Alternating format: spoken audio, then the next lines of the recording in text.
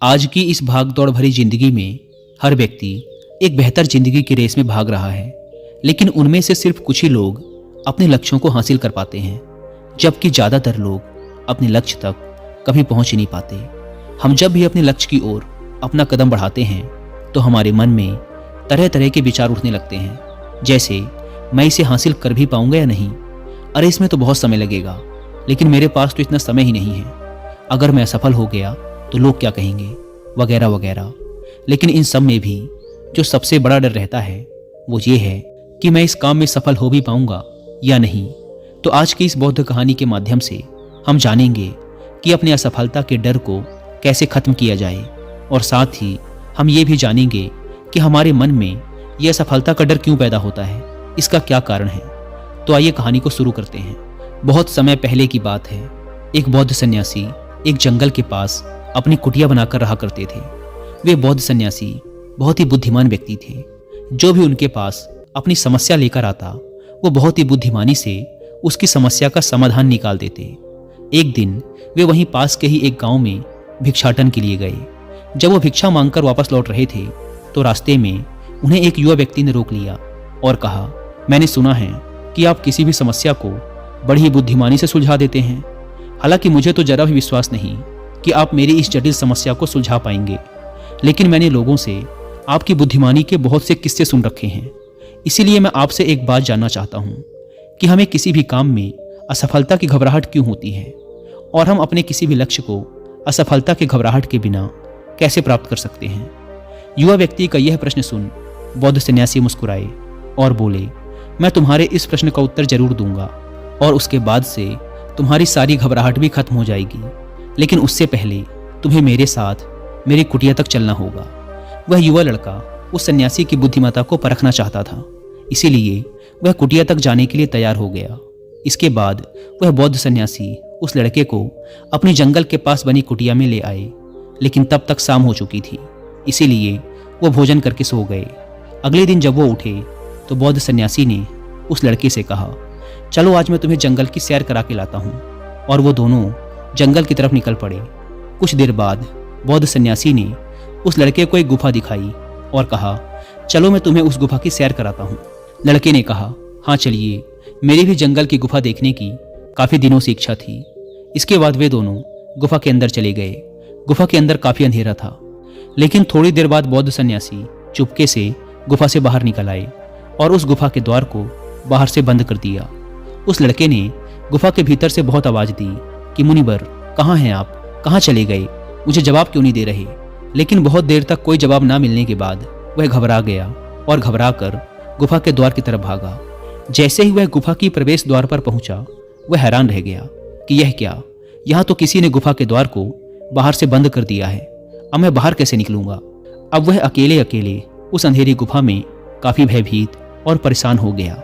वह सोचने लगा कि कहीं उस सन्यासी ने मुझे मारने की योजना तो नहीं बनाई थी। अब वह गुफा में इधर उधर घूमकर बाहर निकलने का रास्ता ढूंढने लगा।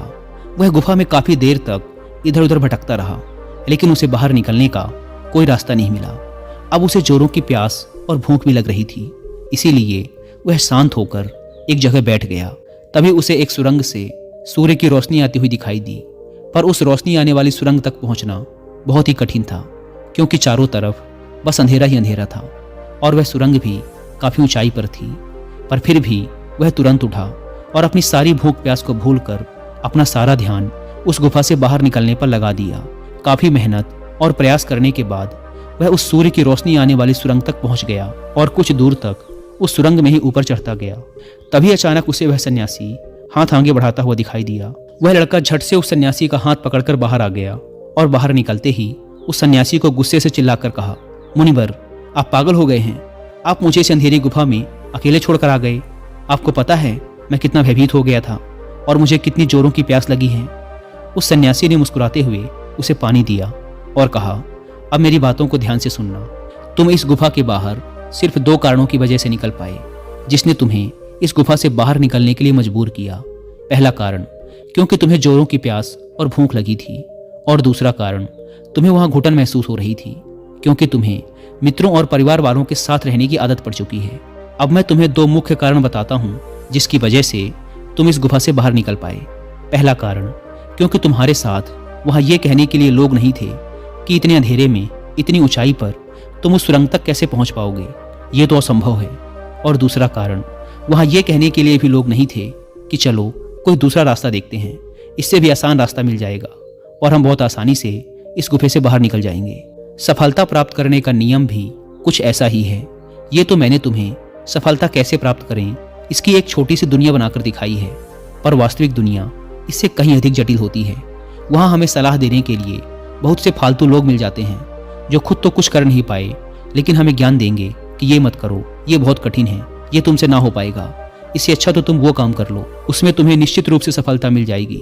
और ऐसे ही वो हमारे दिमाग को भटकाकर चले जाते हैं और हमें खुद पर संदेह होने लगता है। सफलता ना मिलने का एक बड़ा कारण ये भी है कि सफलता प्राप्त करने की प्रक्रिया बहुत लंबी होती है, और यहाँ जब हमारा मन घंटों घंटों में बदल जाता है तो फिर लक्ष्य प्राप्ति के महीनों और सालों के प्रयास में हमारा मन क्यों नहीं बदलेगा। हमारा मन बदल ही जाता है और हम उस रास्ते को छोड़कर अलग अलग रास्ते अपनाने लगते हैं। गौतम बुद्ध अक्सर अपने शिष्यों से कहा करते थे कि परेशानियां हमें तभी दिखती हैं जब हमारा ध्यान हमारे लक्ष्य पर नहीं होता, और ये बात 100% सही है। जैसे जब एक तीरंदाज तीर मारने वाला होता है तो वह अपनी एक आंख को बंद कर लेता है और दूसरी आंख से सिर्फ लक्ष्य को देखता है, तब जाकर वह अपने लक्ष्य को भेद पाता है। ठीक इसी प्रकार हमें असफलता का डर तभी लगता है जब हमारा ध्यान अपने लक्ष्य पर ना होकर रास्ते पर आने वाली कठिनाइयों पर होता है। तुम भी इस गुफा से बाहर इसीलिए निकल पाए क्योंकि तुम्हें गुफा के अंदर सुरंग से आने वाली रोशनी के अलावा और कुछ दिखाई नहीं पड़ रहा था। अगर उस गुफा के अंदर प्रकाश होता तो तुम वहां के बड़े बड़े गड्ढों और कीड़ों मकोड़ों को देखकर डर जाते और वहीं भटकते रह जाते। इसीलिए अपना सारा ध्यान केवल अपने लक्ष्य पर टिकाए रखो और आसपास क्या हो रहा है, लोग क्या बोल रहे हैं, उस पर ध्यान देना बंद कर दो। तुम्हारे मित्र और रिश्तेदार क्या कर रहे हैं, उन्हें सफलता मिली कि नहीं, ये सब देखना बंद कर दो और केवल खुद के काम पर ध्यान दो। फिर देखना कि जब तुम्हारा समय आएगा तो लोग खड़े होकर तुम्हारे लिए तालियां बजाएंगे। और इतना कहकर वो बौद्ध सन्यासी मौन हो गए। उस युवा लड़के ने कहा, मुनिवर, आपने तो आज मेरी आंखें ही खोल दी। आपकी कही हर एक बात में मुझे बुद्धिमानी नजर आई। आप सच में बहुत बुद्धिमान हैं, इसीलिए सभी आपकी बुद्धिमानी का लोहा मानते हैं। मैं आपको वचन देता हूँ कि आज से मेरे मन को कभी भी असफलता का भय नहीं सताएगा। मैं अपना पूरा ध्यान सिर्फ अपने काम पर लगाऊंगा और जल्दी ही एक सफल व्यक्ति बनकर दिखाऊंगा। इतना कहकर उस लड़के ने बौद्ध सन्यासी का धन्यवाद किया और वापस अपने गांव चला गया। दोस्तों, आशा है कि आप इस कहानी की सीख को समझ गए होंगे। धन्यवाद।